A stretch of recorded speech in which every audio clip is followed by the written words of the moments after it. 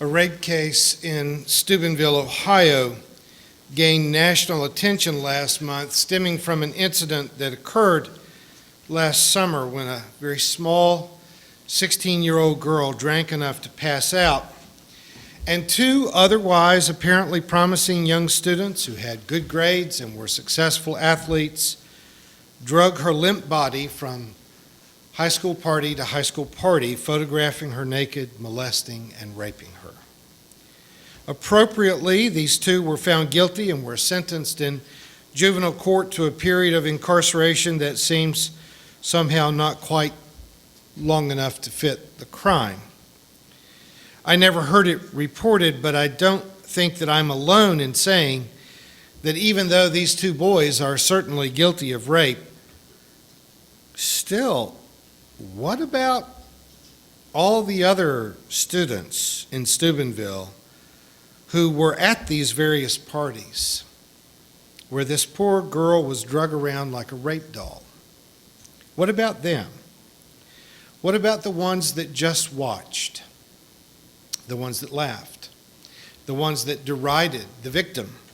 And what about the ones who are now calling the girl and threatening her with violence because she filed a complaint against these two young men?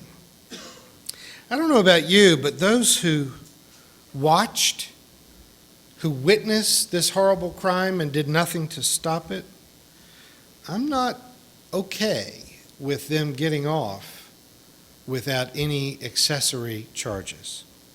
It seems to me that one of the greatest of our moral sins in this age is the sin of just being a spectator, of just watching, of just being a bystander, of being willing to know but still not get involved, never risking any personal inconvenience or unpopularity in order to do the right thing.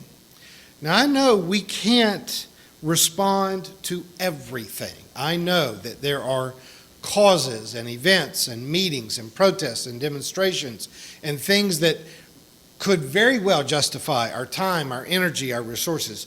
We can't respond to everything. But on the other hand, what does it mean to respond to almost nothing until it becomes entirely personal? During my time in the Boston area when I was a fellow at Harvard, I took some free afternoons to ride my bike over parts of the route where Paul Revere had ridden a horse on his famous ride. I visited Bunker Hill and Beacon Hill and walked the Freedom Trail. And in that small area around the bay where the Boston Tea Party started the Revolutionary War, I listened in on tour guide speeches who were not always fawning nationalists. It turns out that while there were a lot of reasons for general dissatisfaction or unhappiness with the British rule of the colonies, what it actually took to get those colonists, those merchants, those farmers to show up and muster to fight to liberate the colonies was not very noble. That is to say, as frustrated as we have been in the last decade about all the lies that were told to the American public to get us involved in the war in Iraq, those lies were really nothing compared to the whole cloth fabrications that were told to the American settlers to get them to come out and rally to fight the British. Samuel Adams turns out to have been such an outrageous propagandist and character assassin that once discovering all that, I've never been able to enjoy the product that bears his name any longer. Crazy, stupid lies told to people in order to make them sufficiently angry or afraid, and trust me, the government tends to use both of those things, even to get people to act in their own best interest. I'm not a historian enough to argue whether we should have revolted against the British or not, but let's just assume for the sake of argument that it was manifestly the right thing to do. For good or for ill, evidently the colonists would not act even in their own best interest until they had been tricked, lied to, and manipulated to respond with some force. I suspect that we could go through the historical record to find no small amount of that sort of deceptive propaganda in every great military battle. We sometimes like to remember World War II as being the Great War or the Good War because in it we were fighting against evil nationalistic forces in order to liberate the Jews from concentration camp. Sadly, however, that is absolutely not true. The ending of the Holocaust was more of a byproduct than a motivation for entering the European war. The truth is that our American government turned away boatloads of Jews seeking refuge in America and even sent out our Coast Guard to make sure that no Jew could jump overboard and swim to shore, making it to safe refuge. I wish it had been different, but it wasn't. 100 years passed between the end of the Civil War and the beginning of the Civil Rights Movement in our nation. Blacks were oppressed in ways that may have even been more cruel than slavery for many generations after the Civil War. In many ways, it was the employment opportunities that were the accidental byproduct of World War II, the manufacturing that took place in the inner cities that created a black middle class. That's what threw up the Martin Luther Kings and the great leaders of the Civil Rights Movement. But in successive decades, as the black middle class has returned in large part to poverty, we turn and say, where is the new Martin Luther King of this generation? Well, the potential Martin Luther Kings of this generation didn't get to go to college, and a lot of them are in jail. When people are beaten, impoverished, oppressed, it is very difficult to persuade them to find the courage, the energy, the nobility to organize, to fight back, to stand up to their oppressors. People will stand by and watch horrible tragedy until they are prompted by nothing but self-preservation or personal profit to roll up their sleeves and get involved. The single most disappointing aspect of church life to me during my years of serving denominational churches was that no matter how hard you work, no matter what you did to serve a congregation, that when someone would try to ring me at a board meeting, that almost everyone would just watch, like sheep watching another sheep chewing grass. The author of the book of Acts tells a story of heroism among the earliest disciples and tells it in order to inspire later generations to have more courage. We have good reason to read Acts with a great deal of historical skepticism, but assuming that it is the product of the early to mid-2nd century, it is written after there were serious persecutions of Christians, that the persecution of Christianity had become violent, and so it is written in a way to encourage later generations to have the courage to stand up to an oppressive government.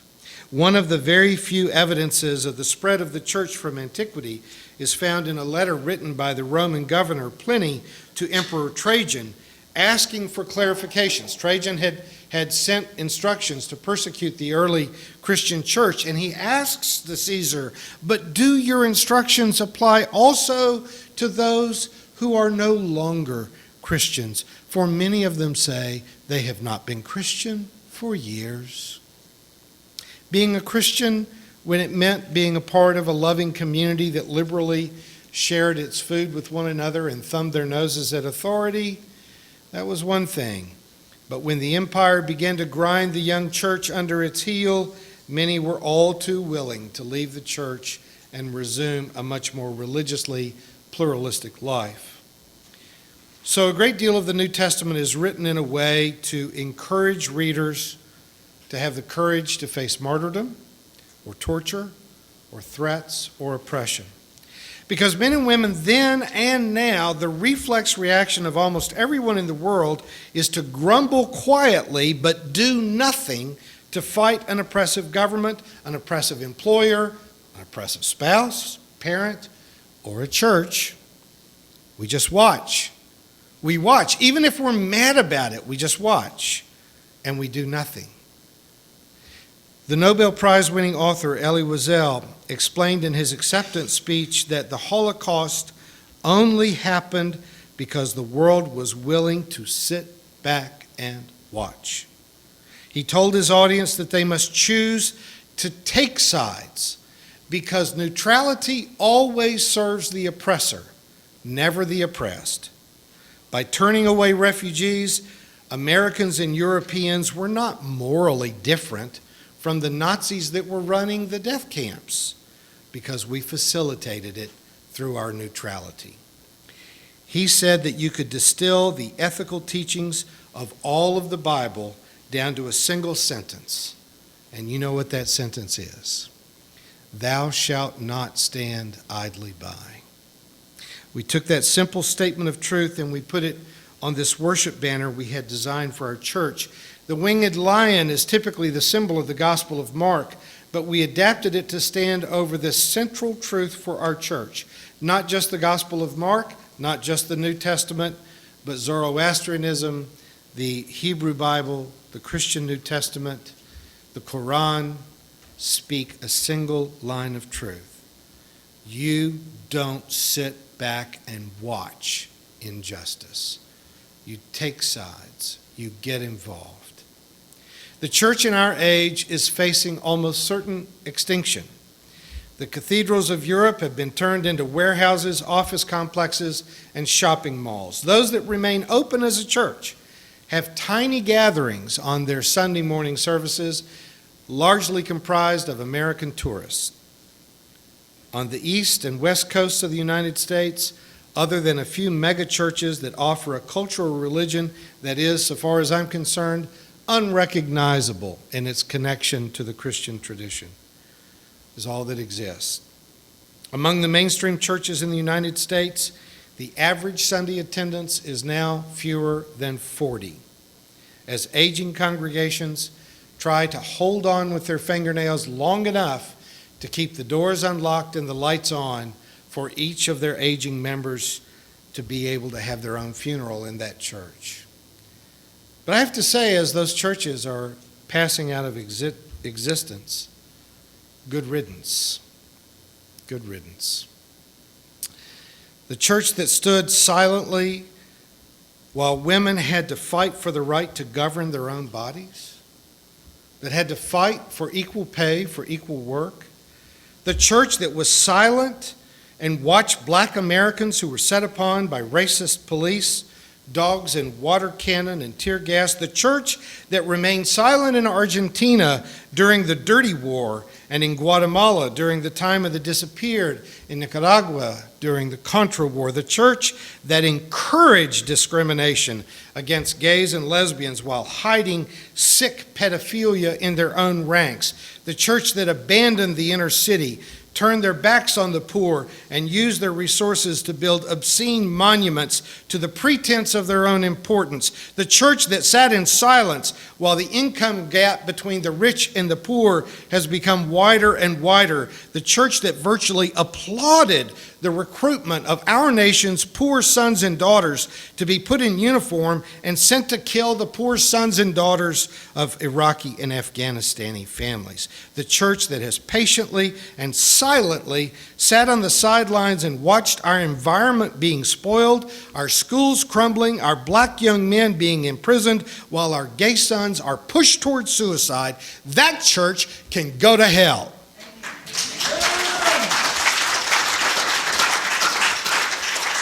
The church with the government, which are the two great guardians of the status quo, the apologists for corruption in the economy, the military, religion, and education, flogged the apostles and told them to keep quiet. And they said, we're not going to play dead for you. You want us to be quiet. I hate to say it twice in one sermon, but the apostles said, you can just go to hell. I'm sure they said it nicely. My friend Nicole here always reposts my sermons with the quote that she finds to be the most inflammatory out of any sermon. So I know now, I think I know which quote's coming down the pike. We met at the Wild Goose Festival last summer, and Scott had picked a favorite phrase from a sermon and turned it into a t-shirt. It was, if your church teaches that only men can preach, your church has a fundamental misunderstanding of the use of genitalia in preaching. And that's I said it, and it's on a T-shirt, and we wore them there. I haven't worn it a lot since then, but you know, guys, if the church is going to continue to exist, it has to have a reason to exist. And in order to speak up, you have to accept that you're not always going to be right. Yeah, you can always take the middle of the road. You can always take the safe path. A ship in harbor is safe, but you don't build ships to stay tied in harbor. We cannot be silent out of fear of sometimes being wrong. We will not often have our way in matters of public debate and ethics, but we cannot be a silent co-conspirator with oppressors. We're not many in number, but we must not be intimidated into silence. We're not rich, we're not powerful, we're not located on a major highway, nor do our pageants require TV news coverage. But I don't have to wear a clergy collar when I go to a city council meetings because they know who we are, and I am as welcome there as Ralph Nader at an automobile manufacturing plant. The church that deserves to survive the rapid changes in religion is the church that has a meaningful voice. It is the church that opposes wars, works for peace. It's the church that just doesn't use the poor as a backdrop for a foot washing ceremony, but actually works for justice, that works for fair wages and access to health care and education and housing. It is the church that defends the environment and is unafraid to demand alternative energy sources and protection of our air, water, and soil. It is the church that's willing to tell the truth about government protection of Monsanto and their frankenfoods, the abuses of the oil and the coal industries, and the sociopathic insanity of the NRA. Because we know from experience that if we don't do it, that the rest of the world is all too willing to remain silent. And we know that it is our calling to never stand idly by. And that is why I am proud to be counted among your number.